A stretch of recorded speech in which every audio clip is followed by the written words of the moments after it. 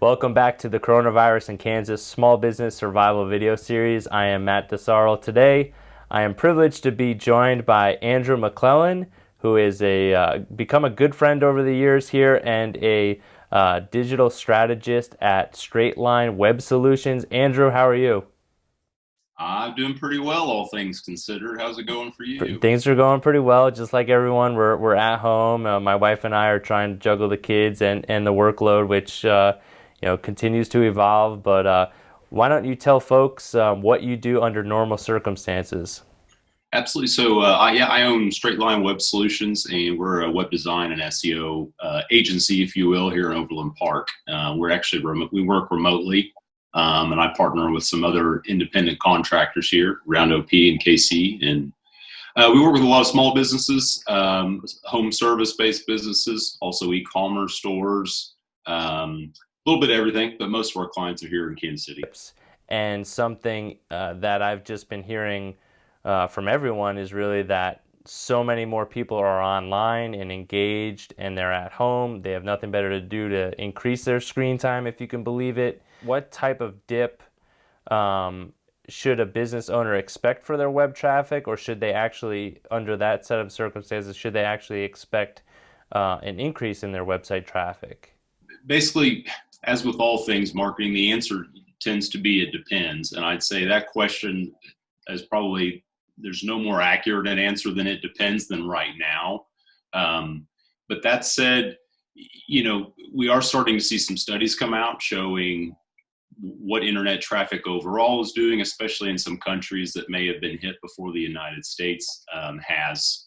Um, First thing I'll tell people is if you don't have Google Analytics installed on your website, you should definitely do that. So rather than you just trying to guess or rely or go off of a hunch, you can actually look at your own website traffic and assess it yourself. But overall, I'd say actually I would expect to see increases in traffic. And I can just speak for a lot of our clients. We manage about 20 different clients' websites on an ongoing basis in one way or another. Overall, most of them have higher traffic right now. So lots of reasons for that.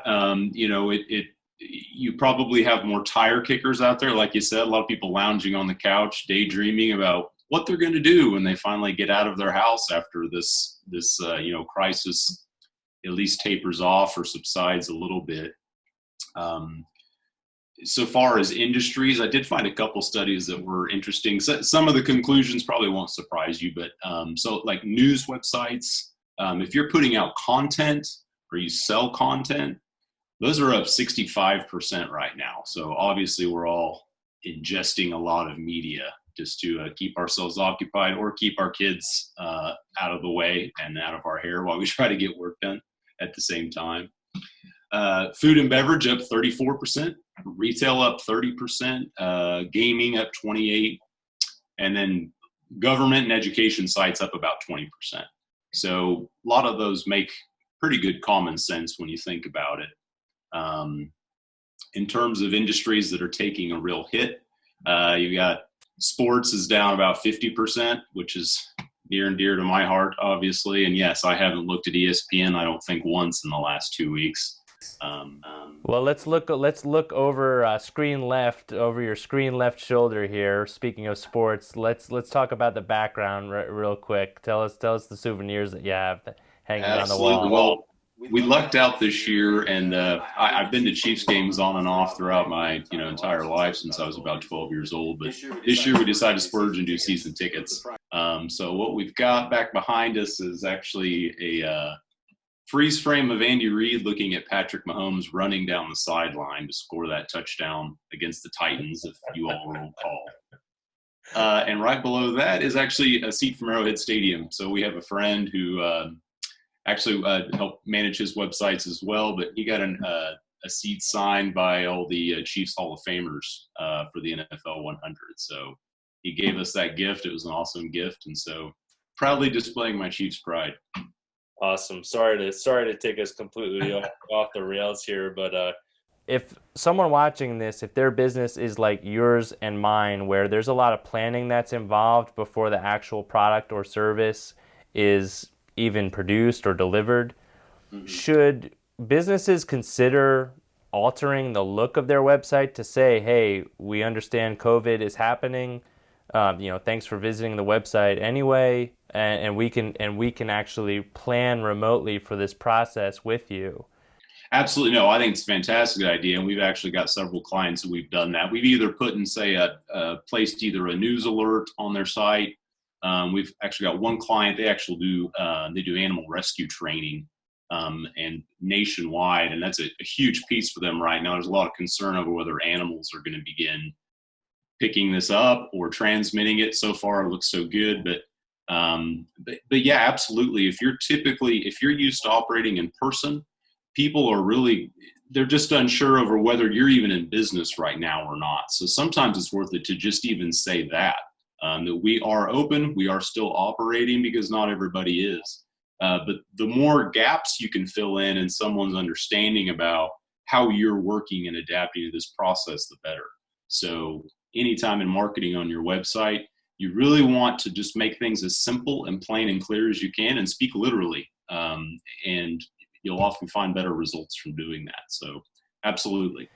Especially if you're paying for Google ads, and you're not hiring, and in fact you might be laying people off, is it appropriate to keep those job seekers, among the 9 million plus Americans, even just this week, who are finding themselves without a job, coming to your site and looking for a job?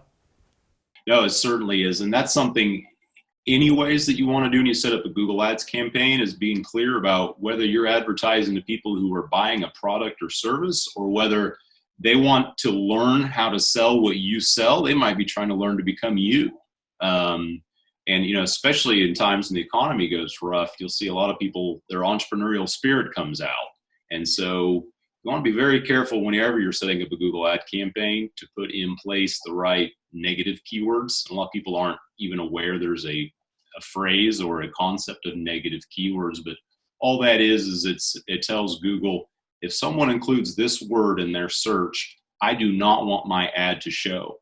So for example, all these job seekers, if they include the word job or hiring or apply or salaries, you definitely want to add those as negative keywords so that you're really getting after purchasers. And the same thing for people who might be learning how to do what you do, or maybe they're just thinking going back to school since the economy is not doing great. Maybe they've gotten laid off and they're thinking of pursuing a degree. Negative keywords you might want to include are how to become, classes, courses, degrees, learn how to, etc. So yeah, you'll blow through ad campaign really quick with people looking for jobs or just typing what you offer with the word job on the end of it. So it's something you definitely want to think about. Being a little more specific in who you are showing the ads to as well. So with Google Ads, a common concept is buyer intent, and what words are a key or a trigger to show you that someone is close to buying something or purchasing. And that's literally just thinking of adding keywords like buy, purchase, order, near me, find a, local, 24 hours, emergency. All of these types of words are going to get your ads in front of people who are much further along in the buyer's journey, and also work in your favor too, in tandem with those negative keywords that are preventing them from showing. Because here's the reality, you're never going to fine tune your ads that much that you can get them 100% in front of all the eyeballs you'd like to see them. So it's a numbers game, and you're just trying to weigh percentages and balance percentages. Absolutely. That's great advice. If you look at Google Ads and the inventory on Google Ads, like a stock market analogy, is this a time for companies to buy?